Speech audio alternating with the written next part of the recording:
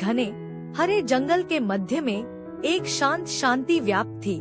पक्षी पेड़ों पर गाते थे, हिरण साफ स्थानों में चरते थे और खरगोश झाड़ियों में उछल-कूद करते थे। लेकिन यह शांति एक दिन भंग हो गई जब गजरा नाम का एक विशाल पागल हाथी जंगल में घुस आया। गजरा, जो कभी एक सौम्य प्राणी था, शिकारियों के हाथों अपने परिवार को खोने से क्रोधित हो गया था। अपने क्रोध में उसने पेड़ों को रौंद डाला और छोटे जानवरों को डरा दिया और उस घर को नष्ट करने की धमकी दी जिसने कभी उसे आश्रय दिया था। उसकी आंखें जंगली अदम्य आग से जल रही थी और उसके हर भारी कदम से जमीन हिल रही थी। जंगल के जानवर भयभीत लेकिन दृढ़ थे। उन्होंने जंगल के भीतर एक आपातकालीन बैठक बुलाई। बुद्धिमान बूढ़े उल्लू ओजस ने एक ऊंची शाखा पर बैठकर सभा का कार्यभार संभाला। हमें अपने जंगल को गजरा के प्रकोप से बचाना चाहिए, ओजस ने घोषणा की।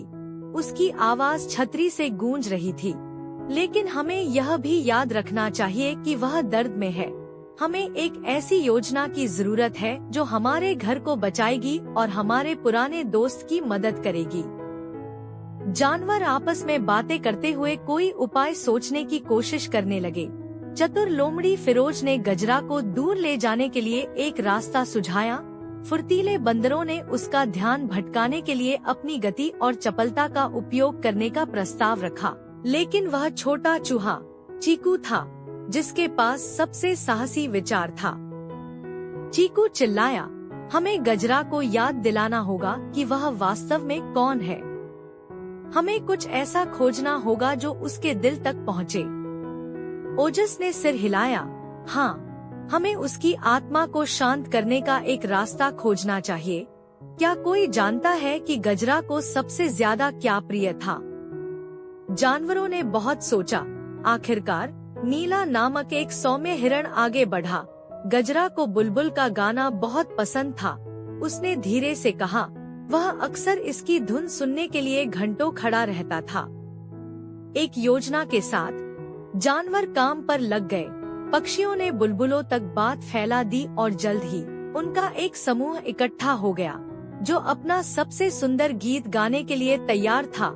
इस बीच खरगोशों और गिलहरियों ने जंगल से दूर एक सुरक्षित रास्ता तैयार किया, इस उम्मीद में कि वे गजरा को ऐसी जगह ले जाएंगे जहां उसे शांति मिल सके।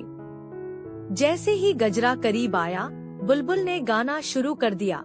उनकी मधुर मनमोहक धुन हवा में भर गई और गजरा के कानों तक पहुंच गई। वह रुक गया। जैसे जैसे गाना उसकी यादों को छू रहा था, उसका गुस्सा कम हो रहा था। धीरे धीरे उसकी आंखों में आग कम हो गई। उसकी जगह दुहक का भाव छा गया। नीला सावधानी से उसके पास पहुंची। गजरा, उसने धीरे से पुकारा, याद है वो रातें जो आपने तारों के नीचे इस गाने को सुनते हुए बिताई थी? उस शांति को याद करें जो आपने महसूस की थी। सिर हिलाते ही गजरा की आंखों में आंसू भर आए।